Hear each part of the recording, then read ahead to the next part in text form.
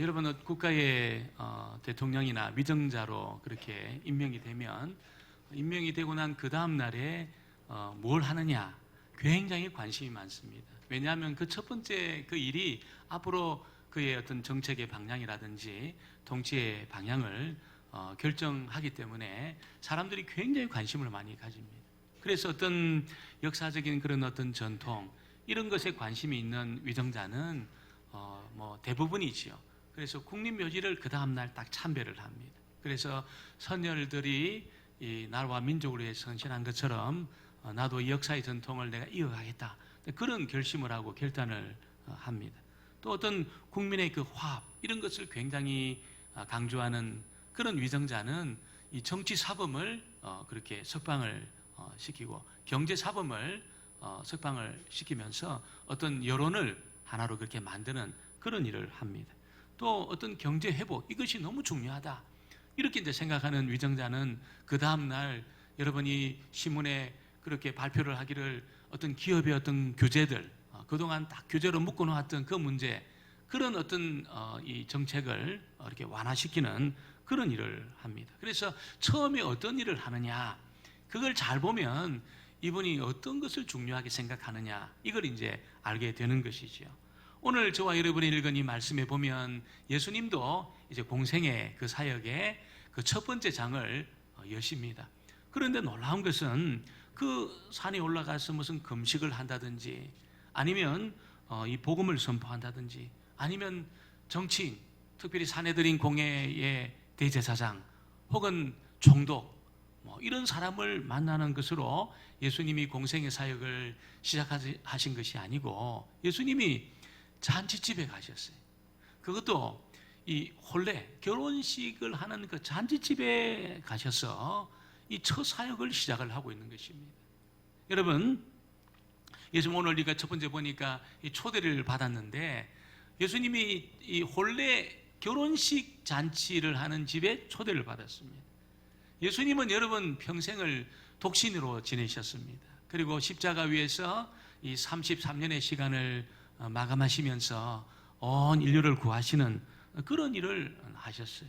어떻게 보면 예수님은 이 결혼의 어떤 그 기쁨 또 가정의 어떤 그 기쁨을 이제 개인적으로 그렇게 누리거나 체험하지 않으신 것이 결혼의 기쁨하고는 상관이 없는 그런 어떤 삶을 예수님이 사셨다 그렇게 우리가 볼 수가 있습니다. 그런데 예수님은 그 공생의 사역의 그 첫 번째 그 일로 여러분 결혼 잔치, 혼인 잔치집에 가셔서 그 사역을 시작하셨다는 것을 우리에게 알려줍니다. 1절, 2절에 보니까 사흘째 되던 날, 이 나다나엘을 부르고 나서 제자를 부르고 나서 사흘째 되던 날 갈릴리 가나에 혼례가 있어 예수의 어머니도 거기 계시고 예수와 그 제자들도 혼례의 청함을 받았더니 그렇게 말합니다. 여러분 아마 이 집이 아마 예수님 집안하고 무슨 이 친척 관계에 있던 그런 집안 같습니다. 그래서 어머니가 거기에 초청을 받고 있는 것을 보고 또 예수님도 초대를 받은 것을 보면 무슨 이게 친척 관계에 있는 그런 집이었던 것 같습니다. 하인도 두고 이런 걸 보면 굉장히 유복한 잘 사는 그런 집이라는 것을 알게 됩니다. 그래서 제가 그 성지순례 갔을 때 그 추정되는 가나 혼인 잔치집으로 추정이 되는 그 집을 가봤어요. 집이 규모가 있었습니다. 상당히 규모가 있고 상당히 큰 그런 집이었습니다. 여러분 예수님이 왜 이 첫 사역을 그렇게 혼인 잔치집에 가서 시작을 하실까? 여러분 세례 요한이라든지 바리새인 같은 사람들은 어떻게 했습니까? 금식을 했습니다. 금식을 하고 정결의식을 행했습니다. 회개의 세례를 베풀면서 사역을 시작을 했습니다. 그래서 시작부터 회개하라. 세례요한 같은 경우는 하나님 나라가 가까웠으니까 회개하라 외치면서 사람들을 불러가지고 요단강에서 물로 세례를 주시면서 그의 사역을 시작을 했습니다. 바리새인들은 여러분 금식을 했습니다. 금식을 하면서 여러분 사람들의 이목을 집중을 시켰다는 것이죠. 예수님은 금식도 안 하시고 무슨 회개 세례를 받은 것도 아니시고 무슨 사람들에게 그렇게 무슨 말씀을 공포하는 것도 아니고 여러분 혼인 잔치집에 가셔서 그들과 함께 먹고 마시는 그런 일을 한 겁니다. 그래서 나중에 바리새인들하고 여러분 세리완의 제자들이 이해를 못하는 거예요. 어떻게 당신과 당신의 제자들은 금식도 안 하고 무슨 이게 회개도 안 하고 뭐 정결의식을 행하는 것도 아니고 왜 먹고 마시는 그 일에 열심을 내느냐, 이렇게 이제 이야기를 했어요. 그래서 예수님의 여러분 한간에 퍼진 소문이 예수는 먹기를 탐하고 마시기를 즐기는 자다, 그런 소문이 이제 퍼질 정도니까 여러분 예수님이 먹는 문제, 마시는 문제를 굉장히 중요하게 생각을 한 것 같습니다. 여러분 왜 예수님은 잔치집에 가셨을까요? 막 그냥 사람들이 기뻐하고 막 이 흥에 겨워가지고 막 그런 일을 하는 그런 잔치집에 가셔서 이 사역을 시작하셨을까요? 그것은 다른 것이 아니고 하나의 어떤 이게 사인, 하나의 메시지를 담고 있다는 겁니다. 그 메시지가 뭡니까? 앞으로 예수님이 이루실 하나님의 나라는 잔치집과 같다는 거예요. 잔치집이 어떻습니까, 여러분? 모자라는 것이 없고 풍성합니다. 웃음이 있고 기쁨이 있고 즐거움이 있습니다. 제가 아주 어렸을 때 저희 집에도 제가 굉장히 어렸을 때인데 기억이 나는 것이 밤에 막 불을 환하게 켜고 막 그냥 떡도 이렇게 하고 과일하고 막 그냥 굉장히 이렇게 풍성한 그런 음식을 가지고 1년에 한 번은 잔치를 했던 것 같습니다. 지금 생각해 보니까 그 아버님의 어떤 그 모임에서 돌아가면서 그렇게 한 달에 한 번 그렇게 잔치를 하는데 아마 저희 집에 아마 그 잔치가 있었던 것 같아요. 그때는 막 모든 것이 풍성하고 막 떡도 하고 여러분 과일도 많고 생선도 많고 제가 한 번도 먹어보지 못한 그런 생선도 막 나오고 그런 것 같았어요. 여러분 잔치는 즐거움이 가득합니다. 잔치집은 모자라는 것이 별로 없습니다. 넓게 웃음이 넘칩니다. 지금 예수님이 여러분 앞으로 이루실 하나님의 나라의 그 특성을 알려주시는데 그것이 뭐냐면 이 풍성하다는 거예요. 모자람이 없고 풍성한 기쁨이 충만한 혼인 잔치집과 같은 그런 나라를 예수님이 이루시려고 하신다는 것을 알려주고 있는 것입니다. 그러니까 예수님이 도래시킬 하나님의 나라는 모자람이 없는 나라입니다. 부족함이 없는 나라입니다. 결핍이 없는 풍성한 나라입니다. 이런 나라를 예수님이 지금 세우려고 하신다는 것이죠. 그러니까 저와 여러분이 정말로 예수를 믿어서 예수님이 나를 다스리신다면 나는 어떤 사람이 되어야 될까요? 여러분 풍성한 삶을 사는, 메마름이 없는 풍성한 삶을 사는, 결핍이 없는 그런 삶을 마땅히 살아야 한다는 것입니다. 정말 주님의 다스림을 받고 있다면 하나님의 나라가 그분에게 임한 겁니다. 하나님 나라가 임해 있는 그 사람의 특징이 뭡니까? 여러분 풍성합니다. 어느 정도 풍성합니까? 양으로 생명을 얻게 하고 풍성한 삶을 산다는 것이죠. 예수님의 다스림을 받는 자 중에 결핍이 있는 사람이 없다는 거예요. 예수님이 그를 다스려 주시는데 모자람이 없는 사람이 없다는 것입니다. 여러분 그래서 정말 예수님의 다스림을 받고 예수님의 통치를 받을 때 여러분 내 속에 있는 이 갈망과 갈증이 치유가 되는 겁니다. 우리가 여러분 어디 뭐 경치 좋은 곳에 우리가 그렇게 다닌다고 해서 내 속에 있는 결핍이 치료되는 것이 아니, 맛있는 음식을 많이 먹는다고 해서 이게 여러분 치료되는 것이 아니라는 것입니다. 똑같은 음식을 계속 먹는다 생각, 이게 여러분 너무너무 힘든 겁니다.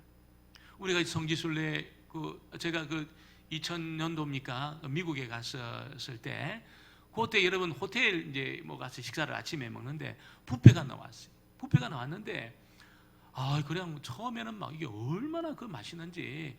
근데 이게 여러분 며칠 똑같은 음식이 나오니까 이게 지겨운 거예요. 막 김치가 먹고 싶고, 막 그냥 얼큰한 막 그냥 이 당이 먹고 싶고 막 그런 거예요. 이게 막 느끼한 막 치즈 막 이런 거 막 들어가 있는 걸 먹다 보니까 이게 막 처음 한두 번이지. 이게 여러분 여러 번 되니까 이게 고문인 겁니다. 여러분 음식이 우리에게 만족을 줄 때도 있지만 영원한 만족을 주지 못해. 우리 속에 깊은 갈망을 다 치유하지 못한다는 겁니다. 어떤 분이 여러분 어딜 가도 이게 만족이 없고 있잖아요. 뭘 먹어도 만족이 없고 그냥 늘 그냥 이게 갈망이 있다는 것은 뭘까요? 내가 이 세상만을 위해서 지어진 사람이 아니라는 것을 증거하고 있는 겁니다. 내가 이 세상에 있는 것으로 내가 누려도 만족이 없다는 것은 이 세상만을 위해서 내가 지어진 존재가 아니라는 것을 이 몸이 지금 말하고 있는 것입니다.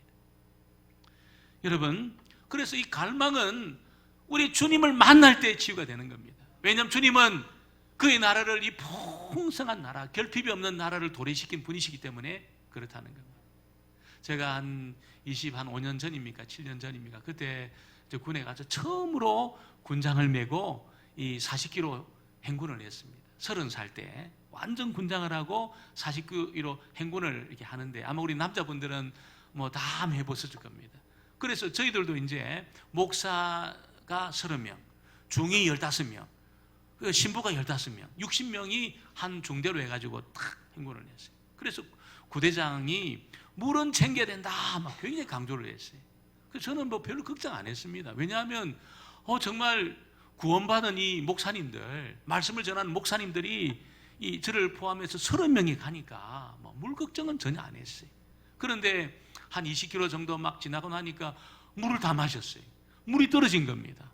그걸 걱정 안 했습니다. 우리 목사들이 중은 달라도 안 줄 수 있으니까, 중은 이렇게 안 줄 수 있잖아요. 신부도 안 줄 수 있는데 목사는 21명 있으니까.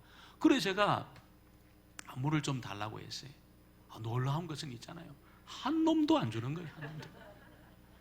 목사가 한 놈도 안 주는 것이요. 그래서 제가 그날 결론을 내렸습니다. 목사를 믿지 말자. 제가 결론을 내렸어요. 목사라고 이거 믿을 게 아니구나 이거. 제가 그때 다 알았어요. 이거 믿을 게 안 되구나 이거. 믿을 게 안 되구나. 여러분, 우리의 갈망은 하나님만이 치료해 줄 줄 믿습니다. 하나님만이 우리의 갈망을 치료합니다. 어떤 누구도 우리의 갈망을 치료할 수 없어요. 그 예수님이 여러분 모자람이 없는 이 풍성한 나라를 도래시킨 분입니다. 이걸 이제 보여주는 것이죠. 잔치집을 통해서 이걸 보여주는 겁니다. 여러분, 내가 이 세상에 있는 것으로 내 갈망을 치료하려고 달려들면 더 갈증을 느낄 겁니다. 여러분, 절대로 행복할 수 없어요. 그러나 이 풍성한 나라를 도래시킨 주님의 통치와 다스림을 받는다면 저와 여러분이 만족을 누리고 풍성한 삶을 누리게 될 것입니다. 누리게 될 것입니다. 여러분, 우리 주님이 여러분 이 혼인집에 초대를 받아서 갔는데 놀라운 것은 어떻습니까? 여러분, 포도주가 떨어진 거예요. 포도주가. 잔치집에 여러분 가장 중요한 것이 이 시대에 이 포도주였습니다. 그래서 얼마나 좋은 포도주를 공급하느냐. 그러면 막 그냥 그 집이 그냥 이게 참 준비를 많이 한 집이다. 이렇게 이야기를 합니다. 우리 여러분 우리 잔치를 하면 홍어회 같은 거 중요하잖아요. 이게 여러분 어떤 맛을 내느냐가 굉장히 중요합니다. 그래서 잔치집인데 홍어회가 나오지 않았다. 그러면 뭔가 좀 이게 이상한 그런 여러분 일이 되는 것입니다. 여러분, 이 시대에는 어떻습니까? 포도주가 잘 나와야 돼요. 포도주가. 그것도 좋은 양질의 포도주가 나와야 돼. 그런데 문제는 이 집에 여러분이 그냥 가난한 집도 아닌데, 종이 있는 것을 보면 가난한 집도 아닌데 도중에 포도주가 딱 떨어진 거예요. 포도주가 떨어졌다는 것은 여러분 흥이 다 깨진 겁니다. 새 출발을 해야 되는 이 가정에 여러분 이 집에 재미가 없어진 거예요. 냉랭해진 거예요.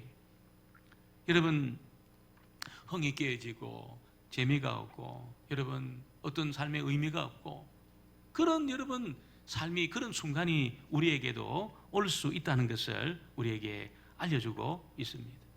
누가 도대체 이 흥을 다시 돋울 수 있을까요? 누가 이 인생의 재미를 다시 한번 여러분 회복시킬 수 있을까요? 오늘 예수님은 이 포도주가 떨어진 이 집에 가셔서 물을 가지고 포도주로 만드시는데 그것도 어떻습니까? 가장 좋은 포도주로 그 물을 가지고 만드셨어요. 그러면서 여러분 그 흥이 깨어져 가지고 재미가 없어질 수 있는 그 가정에 다시 흥을 돋구어주는 그런 놀라운 일을 예수님이 행하시고 있는 것입니다. 혹시 여러분 가운데 왜 이래 인생에 재미가 없나? 왜 이렇게 내 인생이 허무하냐? 내가 뭘 해도 기쁘지가 않고 의미가 없고 귀찮고, 여러분 그런 분들이 있다면 흥이 깨진 겁니다. 인생의 이 흥이 깨진 겁니다. 여러분 이 흥을 다시 회복시키고 여러분 인생의 즐거움을 다시 회복시키고 기쁨을 다시 회복시킬 수 있는 그 길은 정말 예수님이 내 인생 가운데 찾아오는 것밖에는 없다는 것입니다. 뭔가 모자라고 뭔가 결핍이 되고 뭔가 없어진 거기에 예수님이 찾아올 때 답을 얻게 되는 것입니다. 주님을 만나기 전까지 여러분 진짜 기뻐하고 진짜 즐거워할 수 있는 인생은 한 사람도 없습니다. 주님을 안 만나면 여러분 계속 흥이 깨져 가지고 재미없고 여러분 기쁨이 없고 즐거움이 없는 그런 삶을 살 수밖에 없다는 거예요. 그러나 주님을 만나면 달라집니다. 주님이 내 인생 가운데 찾아오시면 달라집니다. 다시 기쁨을 회복할 수 있습니다.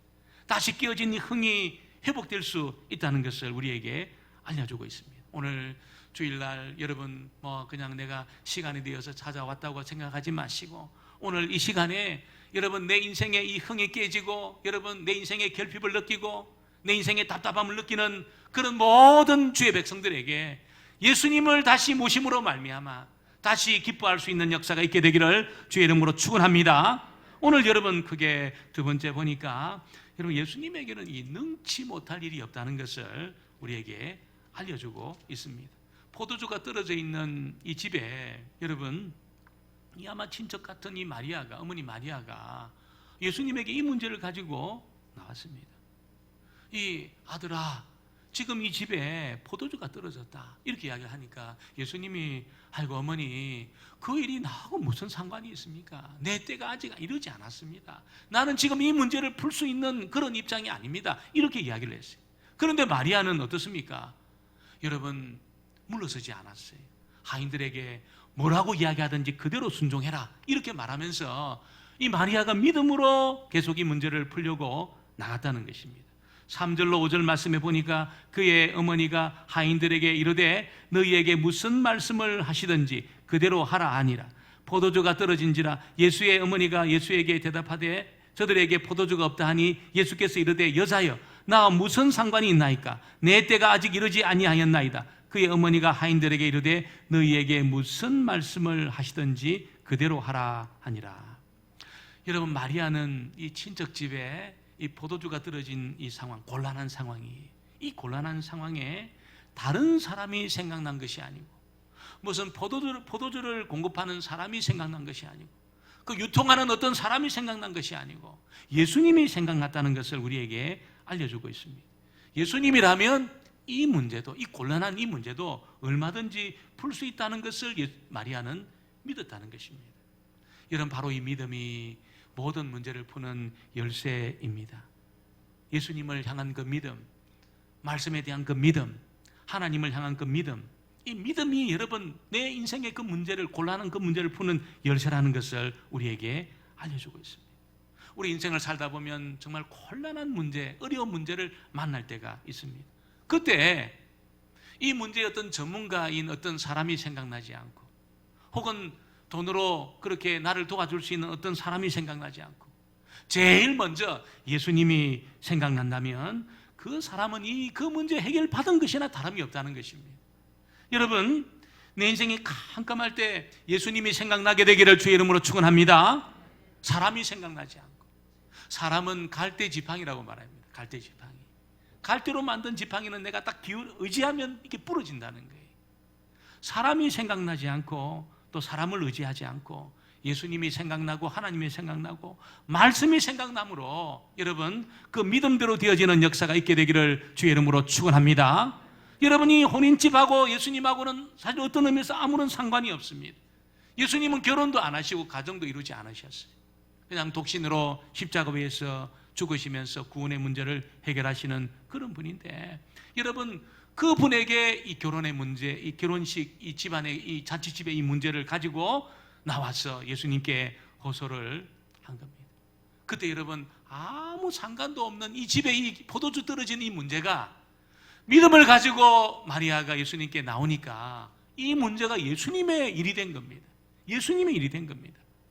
아무 상관도 없는 그 집안의 그 문제가 있잖아요. 믿음을 가지고 예수님께 나와서 이 문제를 여러분 내어놓으니까 여러분 이 포도주 떨어진 이 집의 문제가 예수님의 일이 되었다는 것을 우리에게 알려주고 있는 겁니다.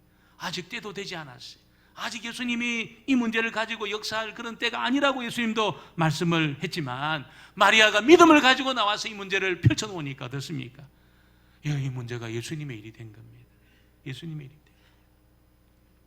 예수님이라면 능히 이 문제 풀 수 있다. 여러분, 그 믿음을 가지고 이 문제를 딱 풀어놓으니까 여러분, 이 일이 여러분 예수님의 일이 되었다는 것을 우리에게 알려주고 있습니다. 이렇게 여러분, 믿음은 하나님을 움직인다는 겁니다. 믿음은 예수님을 움직입니다. 이 믿음은 내 일을 하나님 일 되게 하는 그런 역사를 일으킵니다. 정말 저와 여러분이 이 문제는 예수님하고 무슨 상관이, 지극히 개인적인 이 일을 내가 이 문제도 기도해야 되나, 여러분 그런 생각이 들지라도 그 문제를 가지고 믿음으로 하나님 앞에 나와서 기도할 때 여러분 그 문제는 하나님의 일이 될 줄 믿습니다. 하나님 일이 되는 겁니다. 지극히 개인적인 일이라도. 구약에 보면 한나가 여러분 애를 못 낳았어요. 자기 다른 남편의 다른 아내 버린다는 막 힘만 주면 낳는데 자기는 애를 못 낳는 거예요. 그래서 여러분 한나는 너무너무 마음이 아팠어요. 너무 속이 상했어요. 그래서 지극히 개인적인 이 애 낳는 이 일이 있잖아요. 너무나 개인적이고 여러분 지극히 여러분 자신의 문제밖에 대한 이 문제를 가지고 하나님 앞에 나가서 기도하기 시작했을 때 여러분 그 한나의 기도에 하나님이 응답하심으로 나라를 구원하는 그런 일에 이 일이 여러분 쓰임을 받은 겁니다. 이것이 하나님 나라를 세워낸 그 일에 여러분 중요한 일이 계기가 된 거예요. 오늘 저와 여러분에게도 지극히 개인적인 그런 일이 있다 하더라도 이 문제는 하나님이 개입하셔야 이 문제는 풀린다. 그 믿음을 가지고 주님 앞에 나와서 기도한다면 하나님이 반드시 저와 여러분 그 어려운 상황 가운데 개입하실 줄 믿습니다. 오늘 세 번째는 보니까 이 능력을 누가 경험했냐면 순종하는 자가 경험한 겁니다. 이 기적의 현장을 목도하고 이 기적을 경험한 사람은 바로 순종하는 자였다는 것을 알려주고 있습니다. 여러분 포도주가 떨어졌을 때 여러분이 마리아가 하인들에게 뭐를 시키든지 그대로 해라 이렇게 말했을 때 예수님이 뭐라고 이야기합니까? 너 그 정결의식 하는 거기다가 다 항아리에 물을 채워라 이렇게 이야기를 합니다. 7절에 보니까 예수께서 그들에게 이르시되 항아리에 물을 채우라 하신즉. 여러분 항아리에 물 채우는 것하고 포도주하고 무슨 상관이 있습니까? 물과 포도주는 완전히 다른 성질의 물질입니다. 물은 물이고 포도주는 포도주입니다. 물은 여러분 100년이 지나도 물밖에 안 돼요. 포도주 안 바뀌어요. 그래서 그런데도 불구하고 예수님은 그 항아리에 물을 채우라. 이 항아리가 여러분 어느 정도 깊이를 가지고 있냐면 이 항아리가 한 70리터, 한 80리터 되는 그런 항아리입니다. 그래서 이게 뭐 쉽지가 않아요. 이게 6개나 있었다 그러니까 여러분 한 450리터 물을 부어야 되는 겁니다. 생수병으로 하면은 500ml 생수병으로 한 900통을 채워야 됩니다. 이게 쉬운 일이 아니에요. 그런데도 불구하고 이 하인들은 여러분 예수님이 시키니까 예 하면서 물을 어디까지 부었냐면 아기까지 채웠다. 위에까지 가득 채운 겁니다. 가득 채운 겁니다. 여러분 그리고 예수님이 뭐라고 이야기합니까? 8절을 같이 볼까요? 8절 말씀 9절 말씀을 같이 보겠습니다. 이제는 떠서 연회장에게 갖다 주라 하심에 갖다 주었더니 연회장은 물로 된 포도주를 맛보고도 어디서 났는지 알지 못하되 물도 온 하인들은 알더라. 연회장이 신랑을 불러 어떻게 이렇게 좋은 포도주를 그동안 두었느냐. 아니 처음에 좋은 포도주를 내고 취하면 별로 질이 좀 떨어지는 포도주를 내는 것이 상식인데 왜 이렇게 거꾸로 하느냐 그렇게 말했습니다. 그러니까 여러분 그 하인들이 떠준 이 물로 된 이 포도주, 물이 변해서 된 이 포도주는 어떻습니까? 최고의 여러분 이 최고의 품질을 자랑하는 그런 포도주가 되었다는 거죠. 어느 순간인지 모르지만 물을 떠서 갖다 주는데 도중에 이 물이 포도주가 된 거예요. 그것도 양질의 포도주가 된 겁니다. 그러면서 여러분 흥이 끼어져 있는 이 집안의 흥을 다시 돋게 되는 그런 놀라운 기적이 일어나게 된 겁니다. 누가 이 기적을 경험한 겁니까? 연회장도 몰라요. 여러분 신랑도 몰라요. 신부도 몰라요. 누가 이것을 알았습니까? 그 집의 하인이 알았습니다. 그 집의 하인들이 알았습니다. 예수님 말씀 듣고 그대로 물을 그냥 그 아기까지 채워가지고 갖다 주라 하니까 갖다 준 이 하인들이 알았어요. 이 기적이 일어났구나. 저분이 보통 분이 아니구나. 저분이 물을 가지고 포도주로 바뀔 수 있는 그런 기적을 행할 수 있는 그런 분이구나. 이걸 여러분, 이 기적의 첫 번째 수혜자가 된 사람이 예수님 말씀에 그대로 순종한 여러분이 하인들이었다는 것을 우리에게 알려주고 있습니다. 순종하는 자가 기적을 경험하게 될 줄 믿습니다. 순종하는 자가 기적을 경험하는, 열심히 하는 사람이 기적을 경험하는 자가 아니라 그대로 하나님을 믿고 하나님 말씀을 믿고 순종하는 자가 기적을 경험하게 되어 있습니다. 여러분이 기적을 경험하기를 원하십니까? 말씀에 순종하시기를 바랍니다. 물질의 복을 받기를 원하십니까? 하나님 앞에 순종하시기를 바랍니다. 경험할 수 있습니다. 이걸 경험해야 되는 거예요. 영적인 복도 받아야 되지만 물질의 복도 우리가 꼭 받아야 됩니다. 하나님은 여러분 정말 이 소득의 10분의 1은 내 거다고 말했어요. 내 거다고 말했어요. 아니 그게 왜 하나님 겁니까? 내 거지. 내가 열심히 벌어가지고 만든 내 거죠. 근데 하나님 그걸 내 거라고 말했어요. 그래서 하나님의 것을 하나님께로 여러분 돌릴 때 하나님 뭐라고 이야기했습니까? 네 곡한 창고를 내가 채워가지고 내가 눌러 흔들어 내가 채워. 그게 절대로 비지 않겠다. 그렇게 말씀하셨어요. 근데 우리가 여러분 그것을 믿지 못할 때가 얼마나 많아요. 믿지 못하고 이건 내 거다. 10분의 1이 얼마나 큽니까? 근데 그걸 하나님 거라고 믿고 그대로 하나님 것을 하나님 것 되게 할 때 하나님이 복을 주시는데 싸울 것이 없도록 하나님이 부어주신다는 겁니다. 여러분 이것을 한번 딱 경험하고 나면은 그 기적을 경험하고 나면은 여러분 그 사람은 앞으로 남은 그 생애에 물질로는 고민하지 않아요. 아, 물질의 주인이 하나님이시구나. 내가 말씀에 순종할 때 주님이 싸울 것이 없도록 채우시는 이 복을 주시구나. 이걸 우리가 경험해야 되는 겁니다. 누가 경험합니까? 순종하는 자가 경험합니다. 순종하는 자가 경험합니다. 이 순종하는 자가 이 복을 경험할 때 여러분 남은 생에 여러분 걱정할 필요가 없는 것이죠. 오늘 여러분 이 하인들은 그 이후에 기록이 안 나와요. 그러나 제가 볼 때는 분명히 주님을 믿고 주님의 뒤를 따라가는 주님의 제자가 됐을 겁니다. 분명히 물을 내가 채웠는데 이 물을 갖다 주다 보니까 이 물이 포도주가 되었다는 겁니다. 여러분 그 다음에 이 사람들이 그 주님을 따라가는 그 제자가 분명히 되었을 것입니다. 예수님은 저와 여러분의 문제를 아실 뿐 아니라 저와 여러분의 문제를 풀어낼 능력을 가지고 계십니다. 정말 포도주가 떨어져서 흥이 깨지고 인생의 재미가 하나도 없고 이 허무하고 공고하고 답답하고 걸걸한 그런 인생일지라도 여러분 예수님께 나아가서 예수님을 모셔드리면 다시 기쁨이 회복되고 즐거움이 회복되게 될 줄 믿습니다. 다시 풍성한 삶을 살게 될 것입니다. 여러분 주님 앞에 순종하심으로 기적을 경험하시게 되기를 바랍니다. 영적인 그런 은혜뿐 아니라 물질의 복도 경험하고 이 기적을 순종하는 자가 받아요. 순종함으로 정말 하나님이 채워주시는 이 복을 받았어. 남은 생에 여러분 저와 여러분 영육간의 풍성한 삶을 살게 되기를 주의 이름으로 축원합니다.